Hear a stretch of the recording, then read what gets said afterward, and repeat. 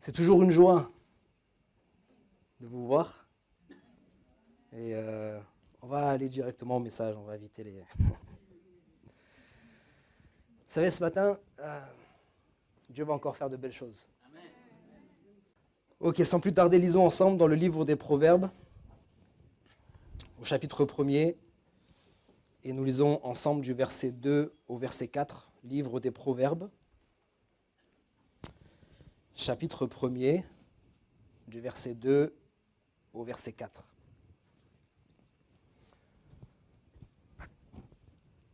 Pour connaître la sagesse et l'instruction, pour comprendre les paroles de l'intelligence, pour recevoir des leçons de bon sens, de justice, d'équité et de droiture, pour donner aux simples du discernement, aux jeunes hommes de la connaissance et de la réflexion.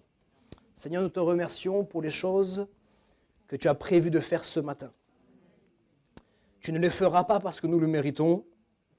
Tu ne les feras pas parce qu'il y a quelque chose de particulier ce matin, mais tout simplement parce que tu restes le même et parce que tu es bon, comme nous l'avons chanté.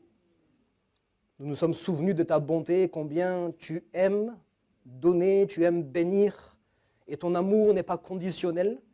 Tu veux simplement bénir, tu veux simplement faire du bien. Merci parce que ce matin, je crois que nous sommes également disposés, nos cœurs sont disposés à recevoir ce que tu veux nous communiquer. Prends toute la place, Seigneur.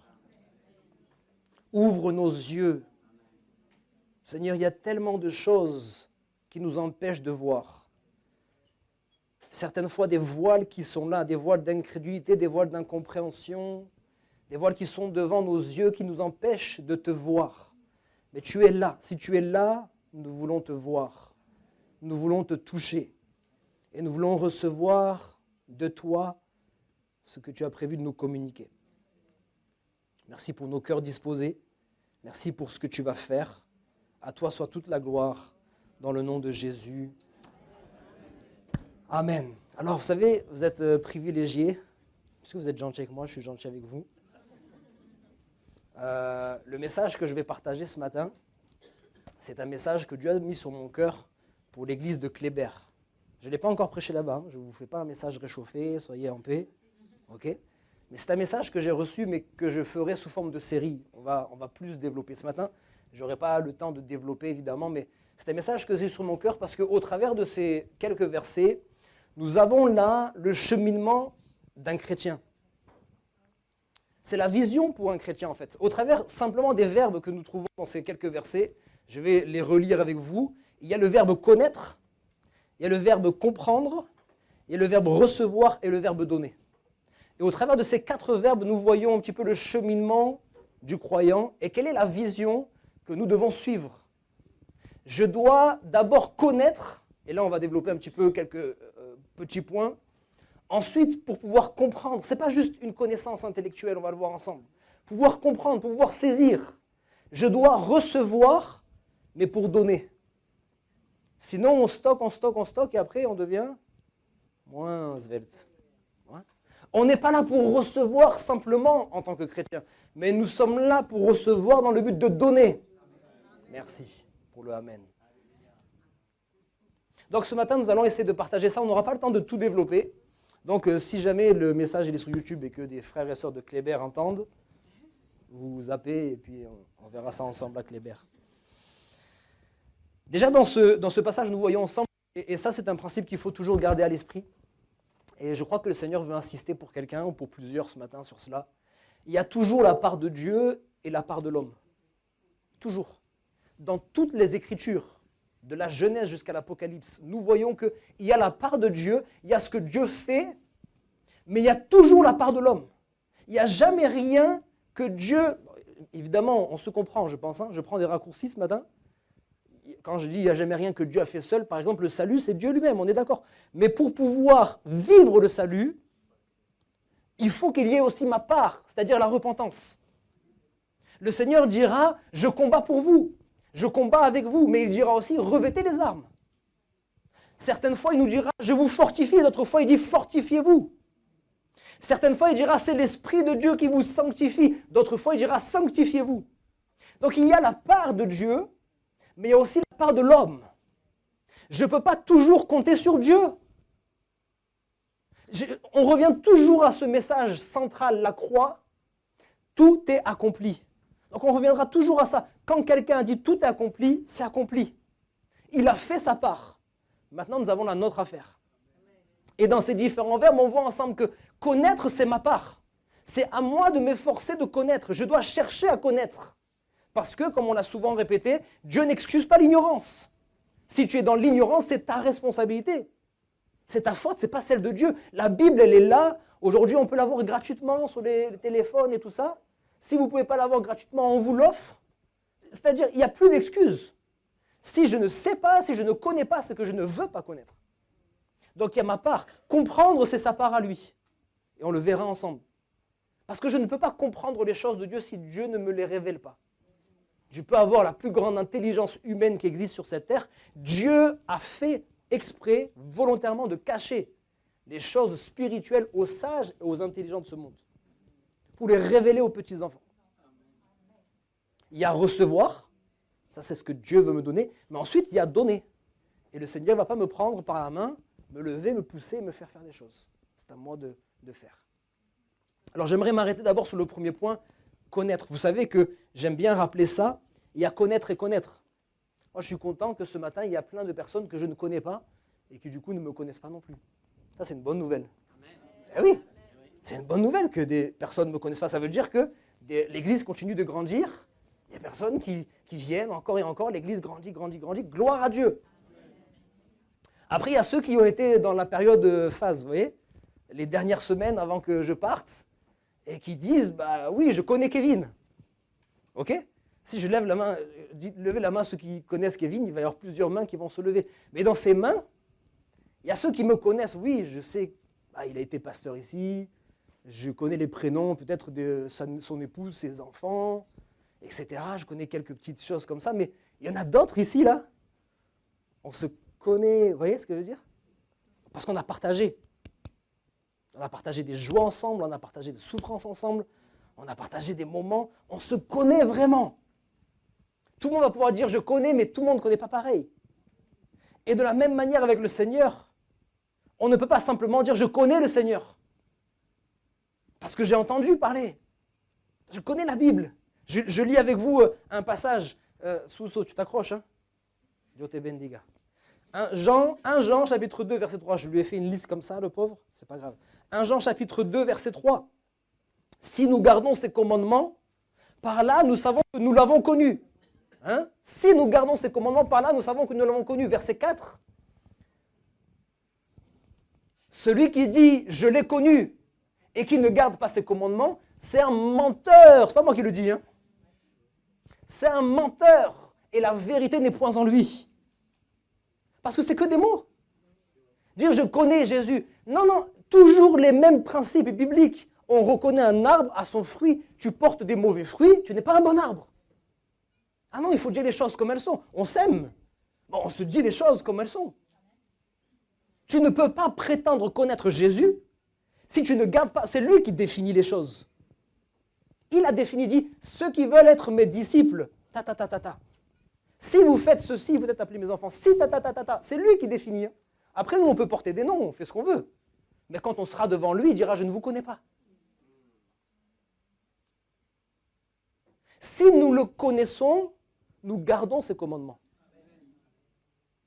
Je n'ai même pas le temps de développer. Je sais qu'il y en a qui aiment bien méditer, donc prenez les notes, allez chercher plus en profondeur. Ça veut dire quoi, garder ses commandements? Ce n'est pas juste dans l'apparence. Et on peut être là, faire attention avec l'Église. Hein. On est là, on vient 3 semaines, 4 semaines, au bout d'un moment, les chants, on les connaît. Hein. Si tu as de la foi, c'est bon, je connais. Hein? Je connais les chants, j'ai écouté comment on prie. Bon voilà, je sais faire une prière, je peux connaître quelques versets, etc. Je connais. Mais ça ne se joue pas là. Hein. C'est dans mon intimité avec le Seigneur. Est-ce que je connais véritablement? On peut être religieux sans connaître.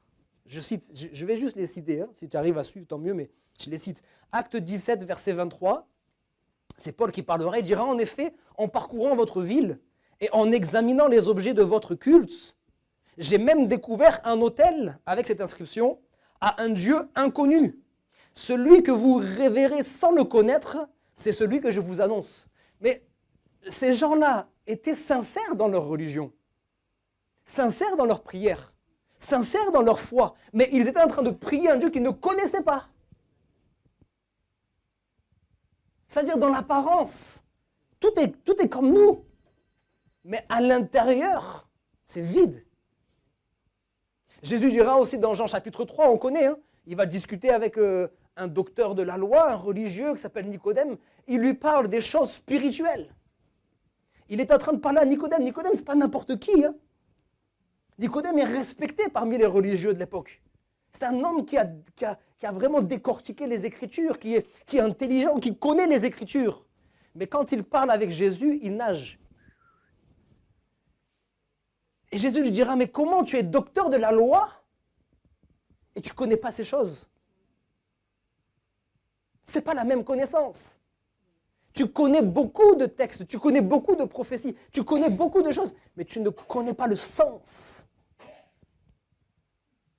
Ce matin, j'aimerais qu'on puisse vraiment ouvrir nos cœurs. Et je sais que je parle à différentes personnes, donc il y a ceux qui sont en train de découvrir, peut-être parmi nous. Que Dieu vous bénisse. Continuez sur ce chemin, même si au début vous nagez. On est tous passés par là. On nage encore. Des fois, c'est la brasse coulée. Des fois, c'est la brasse au-dessus, ça va. Mais non, on nage tous. On découvre. Et au début, c'est merveilleux. On découvre toutes sortes de choses. Bon, on découvre aussi notre état. Ce n'est pas toujours agréable. Mais en tout cas, voilà, continuez sur ce chemin. Si vous êtes en train de découvrir le Seigneur, continuez sur ce chemin. Et puis, il y a ceux qui marchent avec le Seigneur depuis tant d'années. Mais on a encore et encore et encore et encore à grandir et à connaître. Il faut qu'on reste toujours dans cet état d'esprit-là. On peut et on doit toujours connaître plus. Je cite 1 Corinthiens chapitre 8, verset 2. Si quelqu'un croit connaître quelque chose, 1 Corinthiens 8, verset 2, si quelqu'un croit connaître quelque chose, il n'a pas encore connu comme il faut connaître. Il y a une manière de connaître. Vous êtes avec moi? Il y a une manière de connaître. Jésus, c'est un petit peu cette question qu'il a posée aux disciples. Qui dit-on que je suis? C'est aller dans tous les sens. Jérémie, Élie, ils disent ça. Ok. Qui dites-vous que je suis? Là, ils ont compris qu'on passe à une question, une étape supérieure. On ne parle pas de juste une réputation. On ne parle pas juste de quelle étiquette on va mettre sur Jésus. On parle d'une révélation de qui il est. Qui est-ce que je suis pour vous? Est-ce que vous qui êtes en train de marcher avec moi, vous qui m'avez vu guérir les malades, chasser les démons, etc., vous qui avez écouté les sermons, est-ce que vous me connaissez? Est-ce que vous savez qui je suis? D'ailleurs, nous, quand on lit pour les premières fois ce texte, on se dit, mais c'est seulement maintenant là qu'ils comprennent que c'est le Messie? C'est ce qui nous explique que la compréhension, ça on le verra tout à l'heure, la compréhension elle est progressive, la révélation, elle est progressive. Mais il est important de connaître, voilà pourquoi on revient toujours à la même chose, la parole de Dieu. La parole de Dieu. Et il faudrait qu'on arrête d'entendre ces messages. Je ne suis pas le premier à vous prêcher ça. Je ne suis pas le premier à dire, aujourd'hui, en 2025, plaise à Dieu que ça change en 2026. Mais aujourd'hui, en 2025, on lit de moins en moins la Bible. Je ne parle pas pour vous, je ne sais pas, je ne suis pas avec vous. Je ne peux pas me permettre de juger. Chacun juge son propre cœur. Mais nous le savons, si nous lisons la parole de Dieu ou pas. Est-ce qu'on lit la Bible? Des excuses, tu en trouveras toujours. Tu auras toujours plein d'autres choses à faire plutôt que lire la Bible. C'est toi qui choisis. Si tu ne connais pas, tu vas passer à côté de beaucoup de révélations. Ce n'est pas de la magie. Croyons pas que le Seigneur il va venir et d'un coup il va nous apporter des révélations sur base de rien du tout. C'est dangereux.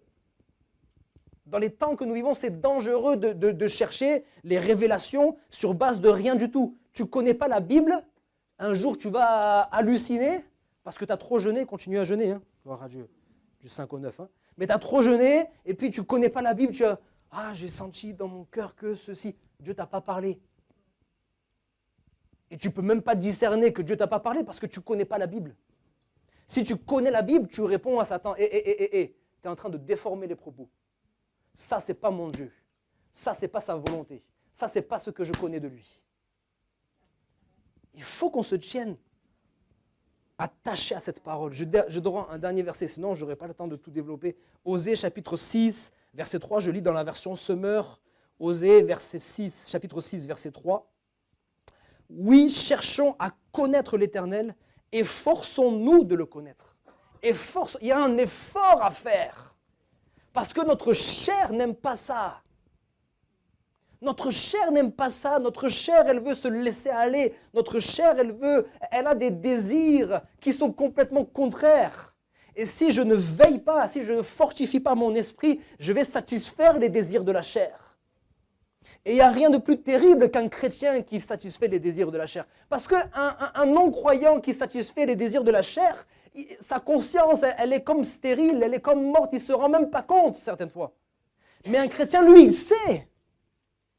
Il sait qu'il a souillé ses pensées en faisant telle chose. Il sait qu'il a souillé son cœur en faisant telle chose. Il sait qu'il s'est souillé. Il sait qu'il s'est détourné de la volonté de Dieu. Il sait qu'il n'est pas dans la volonté de Dieu. Oh Kevin, on croyait que tu allais nous prêcher un message. Ça fait longtemps qu'on ne s'est pas vu. Je vous aime, toujours. Hein. L'amour dit la vérité. Amen. On a besoin de revenir véritablement. Et ces messages-là, puisque je sais que je ne suis pas le premier à le prêcher, et je ne serai pas le dernier, ne soyons pas des auditeurs oublieux. Combien de fois tu l'as entendu ce message? Combien de fois tu as été touché? Je sais qu'on ne reste pas insensible à ça. Est-ce que ça a bougé? Est-ce que ça a évolué? Est-ce que tu as pris une décision, une ferme résolution? C'est le moment. Hein? On sait, le don spirituel le disait d'une certaine manière, ce n'est pas 2026 qui va changer les choses. Ah non, on le sait bien. Mais excusez-moi, je ne suis pas là pour noircir le tableau, mais 2026 ne va pas arranger les choses. Hein. Plus on avance, plus les ténèbres s'épaississent. Mais ce qu'il y a de merveilleux, c'est que les ténèbres, nous, c'est indépendant de nous. Hein. Quand tu es lumière, quand tu es lumière, les ténèbres peuvent s'épaissir autant qu'ils veulent. Qu'est-ce que ça... En quoi ça influe sur la lumière? On a la lumière de Dieu en nous. La parole de Dieu est une lumière sur mon sentier. Alléluia. Donc ça ne changera rien que 2026 soit encore pire. Si j'ai sa parole et si j'ai sa présence dans mon cœur, ça ne changera rien. Mais moi, je dois m'efforcer parce que ce n'est pas naturel. Ce n'est pas naturel que le matin, je me lève et que j'ai envie. Il y a des moments où ça va, merci Seigneur. Il y a des moments où il y a cette soif qui est là, mais il y a des moments où cette soif, elle n'est pas là. Donc je dois m'efforcer d'aller vers la parole. J'avance, sinon je n'aurai pas le temps. Parenthèse, les musiciens, sérieux ce que je dis, préparez-vous. On va avoir un temps de louange tout à l'heure, si vous le permettez. On va terminer par un temps de louange. Dieu va faire des choses exceptionnelles. Donc les musiciens, parlez en langue, édifiez-vous, préparez-vous. Prions pour Nali. Laisse la liberté du chant que tu veux. Simple, louange, adoration. Je ne sais pas où il est Nali. Ok, louange, adoration, peu importe. On va juste avoir un temps de louange, d'adoration. Vous me connaissez de toute façon. Hein. Bon, même pour ceux qui ne me connaissent pas, voilà. On ne va pas faire de blabla, blabla, blabla. Mais quand je priais, j'étais au milieu de vous là. Il y avait le temps de prière, de louange. J'ai vu juste 2 visions. Attention à chaque fois. Je suis pas... C'est pas des visions, ok? Restons simples. J'ai juste vu le ciel ouvert et j'ai vu des flammes. Quand il y a ciel ouvert plus flammes, ça va chauffer. Et il n'y a pas eu de si, ceci, si, cela. Juste une grâce de Dieu, je pense. La seule chose, le seul si, c'est si tu disposes ton cœur. Il n'y aura pas besoin de faire des choses extraordinaires. Si Dieu est là, il ouvre son ciel. Il faudra juste qu'on soit dans une attitude de recevoir. Amen. Donc je vais avancer vite. Deuxième point, on ne verra pas tout ce matin, ce n'est pas grave. Comprendre 1 Corinthiens chapitre 2 verset 14. Désolé pour ceux qui cherchent dans la Bible, je veux gagner du temps. Notez les références 1 Corinthiens chapitre 2 verset 14. Mais l'homme animal, l'homme charnel, ne reçoit pas les choses de l'Esprit de Dieu, car elles sont une folie pour lui. Il ne peut les connaître. Je n'ai pas le temps de développer ça aussi, mais en grec, le terme là, c'est plutôt comprendre, car c'est spirituellement qu'on en juge. Donc il y a la connaissance, ça c'est ma part, connaître les Écritures, rester attaché aux Écritures, connaître les fondements de la parole de Dieu, mais ensuite il y a la compréhension, la révélation. Et ça, c'est spirituellement qu'on en juge. Il y a des gens qui font des facultés de théologie, ils connaissent la Bible mieux que vous, mieux que moi, mais largement. Ils connaissent la Bible en hébreu, en grec, en tout ce que vous voulez, l'histoire de l'Église, machin, les théologies, tout. Ils connaissent. Mais ils ne sont pas nés de nouveau, ils ne vivent rien de ce qu'ils connaissent. Ils peuvent vous parler, mais tellement bien de ce qu'est la nouvelle naissance. Ils peuvent vous parler tellement bien de ce que le sang de Jésus peut produire dans une vie, mais ils ne le vivent pas. Ce n'est pas juste la connaissance, mais c'est la compréhension, la révélation de ces choses qui nous permet de saisir. Amen. Donc, Matthieu chapitre 13, verset 19. Celui qui écoute et ne comprend pas, le malin vient et enlève la semence. La fameuse parabole des 4 terres. Le long du chemin, ce n'est pas juste quelqu'un qui est là, je sais pas, il est à moitié là. Non, il est là, il écoute. Donc, il a entendu, mais il n'a pas compris. Donc, l'ennemi vient. Parce que quand Dieu parle, il ne parle pas à notre tête. Hein. On a besoin quand même de connaître. Je reviens encore, mais il parle à notre cœur. Des fois, ça n'a pas eu le temps de descendre dans notre cœur pour s'enraciner. Parce qu'ici, on enlève vite. Hein. Oui ou non? On le sait. Les pensées, ça part dans tous les sens. Mais quand ça descend dans le cœur, quand ça vient s'enraciner, maintenant, l'ennemi ne peut plus enlever de la même manière. Donc, il faut que ce soit compris. Il faut que ce soit digéré. Il faut que ce soit médité. Est-ce que vous méditez encore les messages de votre pasteur? Il prêche un message une demi-heure, 40 minutes, je ne sais pas s'il est long, je ne sais pas, 40 minutes en moyenne. Mais maintenant, dans ce qu'il vous a donné, lui, il vous a donné peut-être des fois juste les ingrédients pour faire votre propre repas. Vous comprenez ou pas?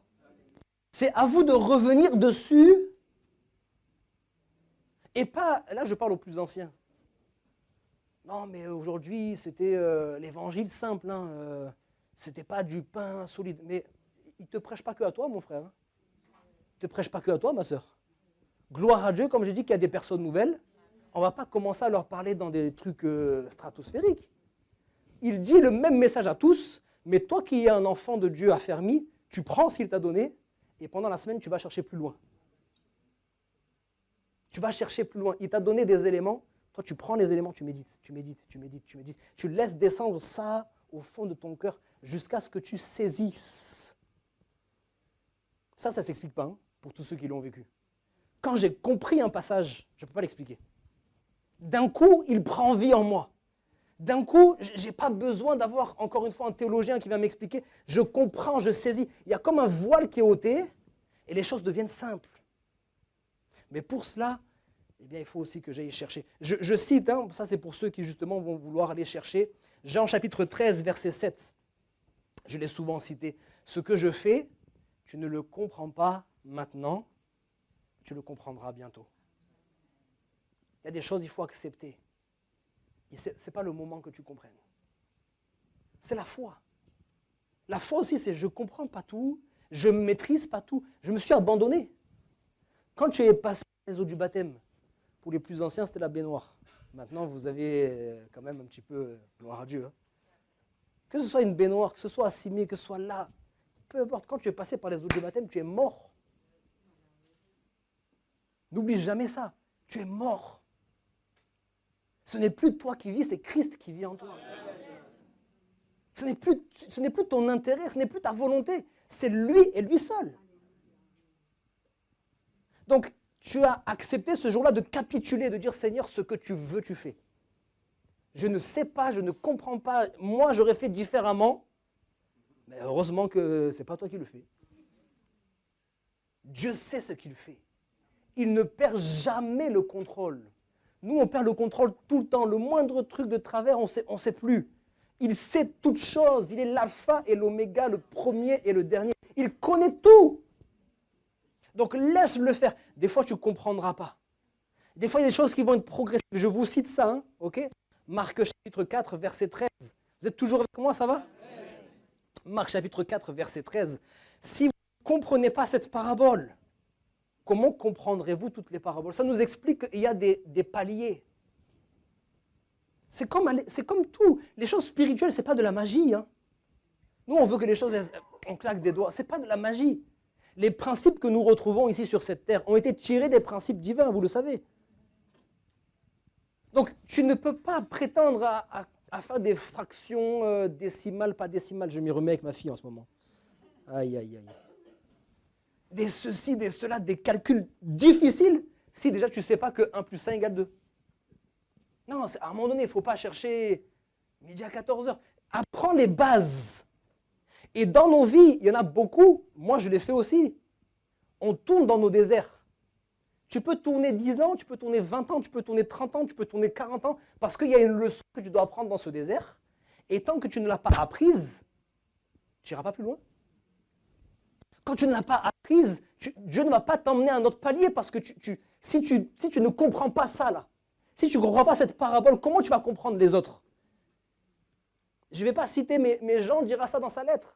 Pierre plutôt dira ça dans sa lettre. Il dit, mais Paul a expliqué certaines choses qui sont difficiles à comprendre. Vous vous souvenez ou pas de ce texte? Paul va expliquer des choses qui sont difficiles à comprendre. Donc, il y a des choses, c'est au fur et à mesure. Mais toi, tu ne veux pas. Souvent, c'est des choses simples. Elles sont tellement simples qu'on les méprise.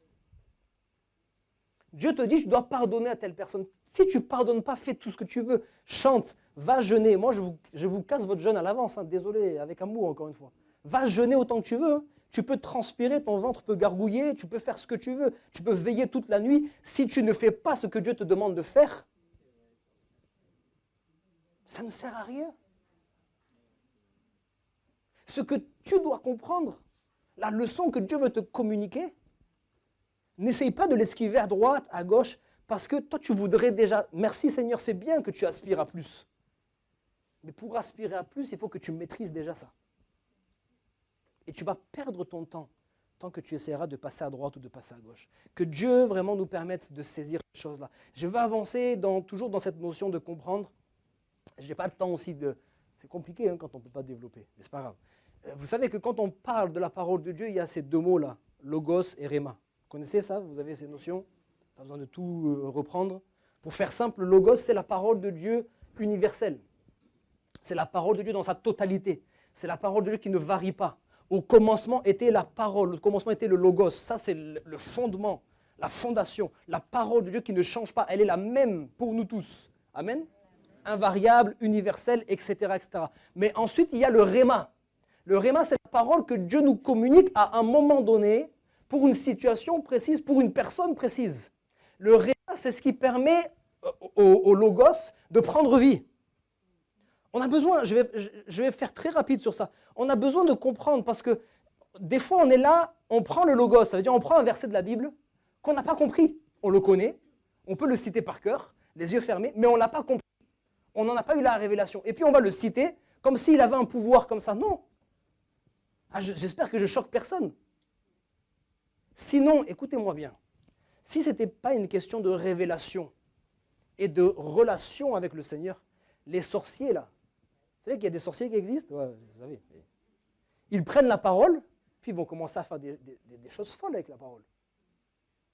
Vous comprenez ce que je dis ou pas? Les gens qui touchent aux arts, spirites, etc., etc., ils vont... Non, ça ne marche pas comme ça. Ce n'est pas la parole, c'est la révélation. On cite souvent ce texte au nom de Jésus que Paul prêche. Tu peux faire des formules, tout ce que tu veux. On connaît Jésus. Les démons, ils ont dit ça. On connaît Jésus. On sait qui est Paul. Mais toi, tu es personne.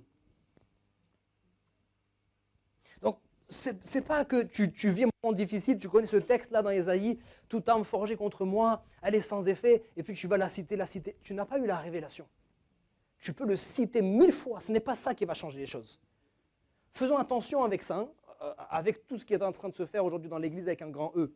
La proclamation, oui, la proclamation. Moi-même, j'ai prêché, vous m'avez entendu parler de ça. Mais attention avec la proclamation, ce n'est pas la proclamation à tout va de versets qu'on n'a pas compris. Ce n'est pas de la magie. On ne peut pas prendre un verset juste comme ça et puis le proclamer. Non, quand tu as la révélation, tu ne proclames pas 10 fois. Tu sais et tu déclares.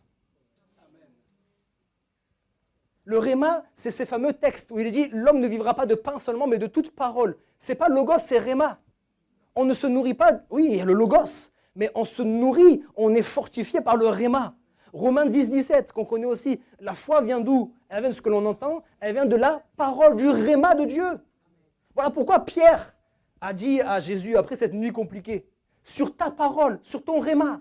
Allez, pour ceux qui ont le temps, qui aiment bien étudier, allez regarder avec le Strong, Logos, réma. Pierre va dire sur ton réma. Parce que d'un coup, il y a une révélation. Parce que d'un coup, même si ça m'échappe, même si je ne saisis pas tout, je comprends que si tu as dit, jette les filets, il va se passer quelque chose. Amen. Prions pour ça. Seigneur, que ta parole, elle prenne vie. Jésus dira, ma parole, elle est esprit et vie, mon réma.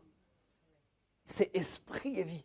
Ça communique la vie. D'un coup, on a une certitude.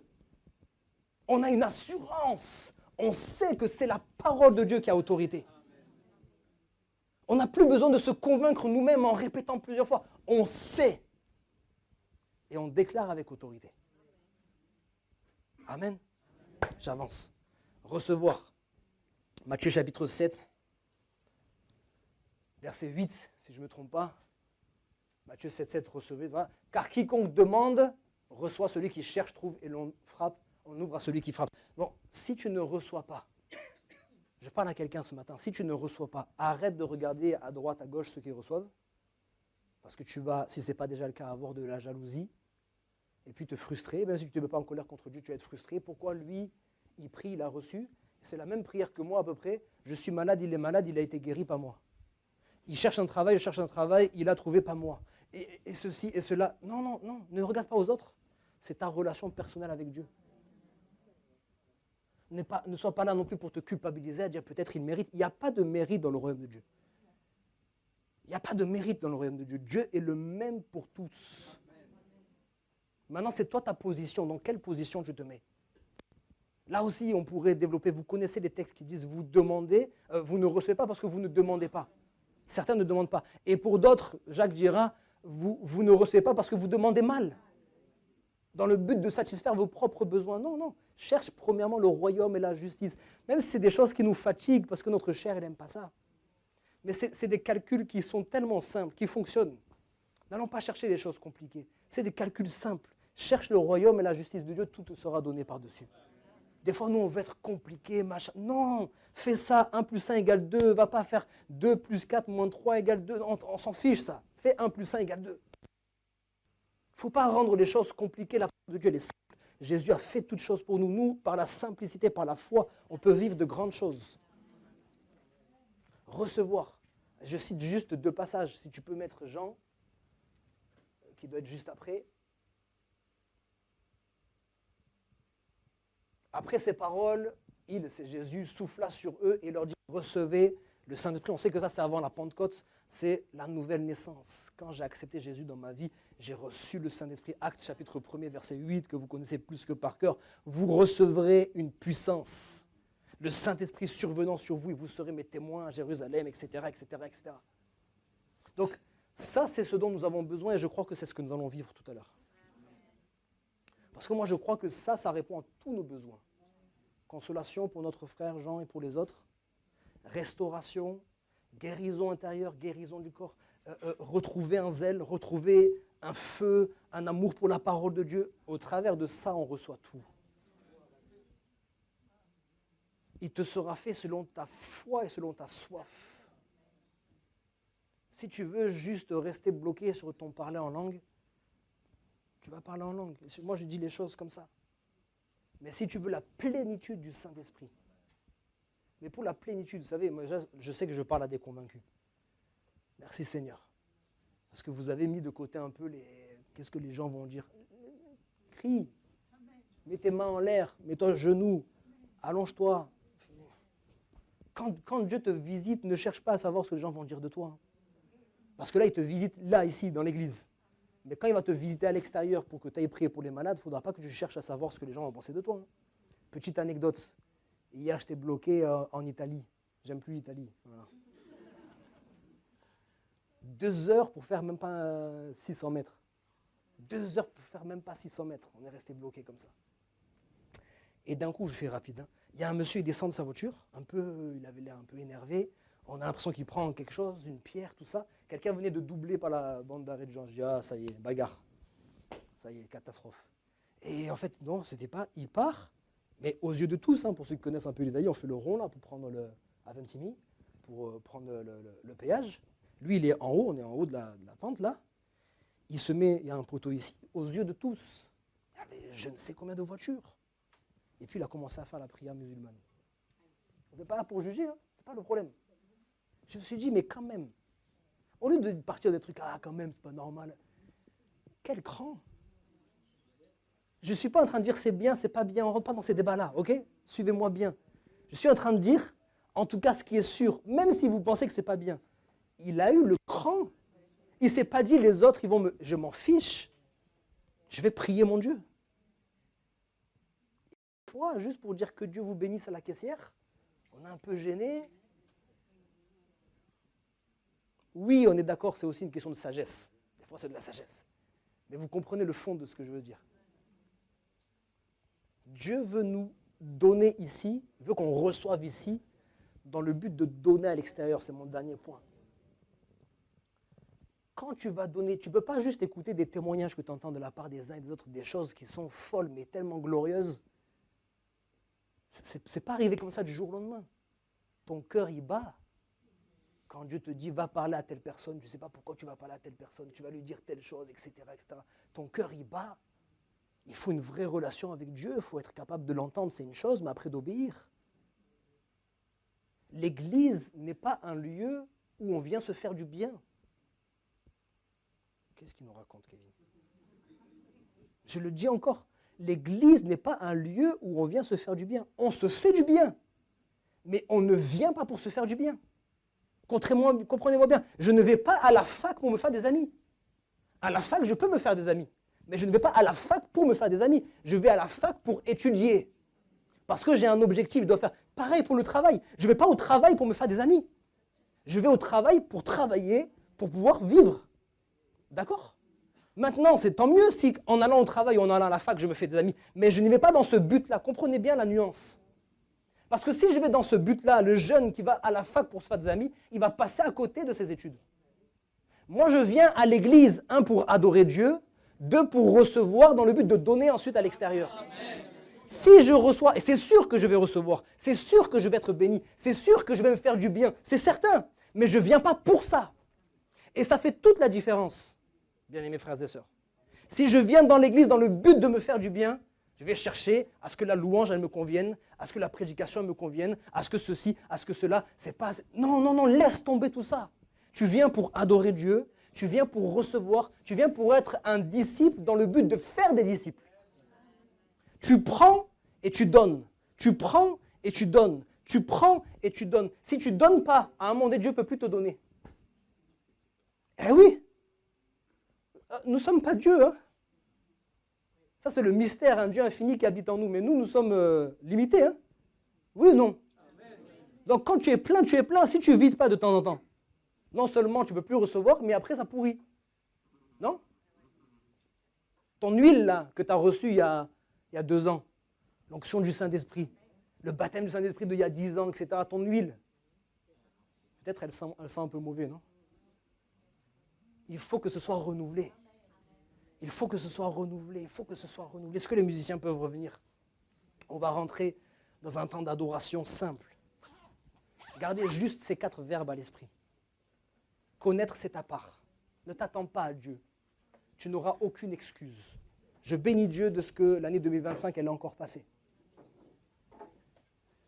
Et qu'on va, si Dieu le permet, dans quelques jours, entrer dans 2026. Est-ce qu'on va faire tout 2026? Qui le sait? On ne sait pas. Mais peut-être 2026 va... À force de croire que, non, il revient bientôt, on ne met rien en place, non?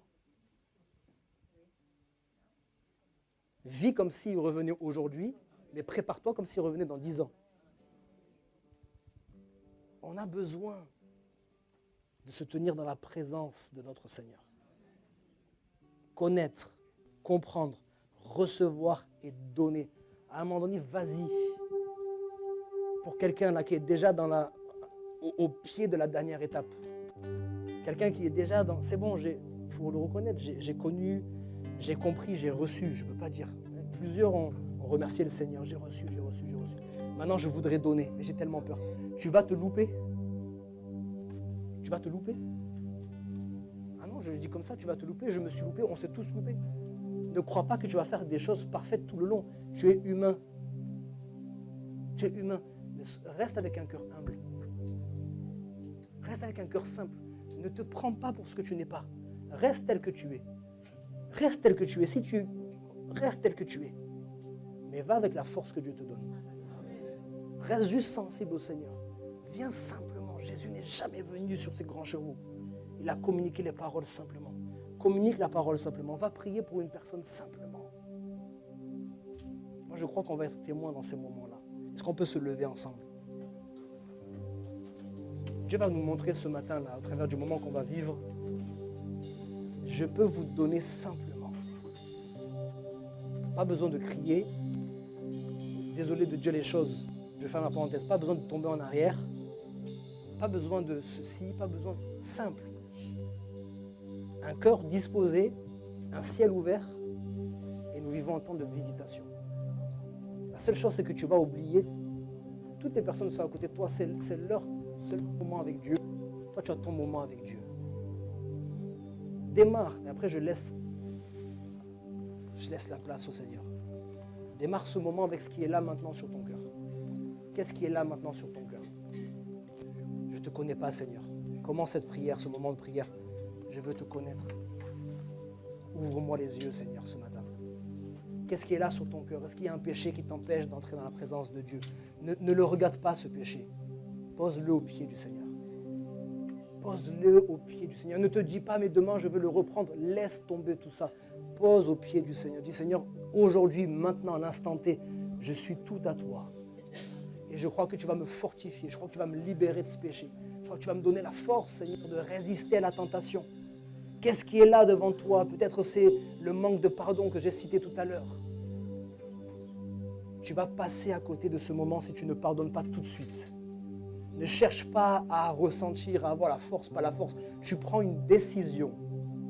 Tu prends une décision une bonne fois pour toutes. Je décide de pardonner. Tu vas nommer la personne ou les personnes pour qui tu as de la colère. Si tu as besoin d'être renouvelé dans le Saint-Esprit, commence ce temps de prière simplement avec Dieu. Et abandonne-toi à Dieu. On va avoir un temps de louange et d'adoration où le Seigneur va faire ce qu'il a à faire. Alléluia.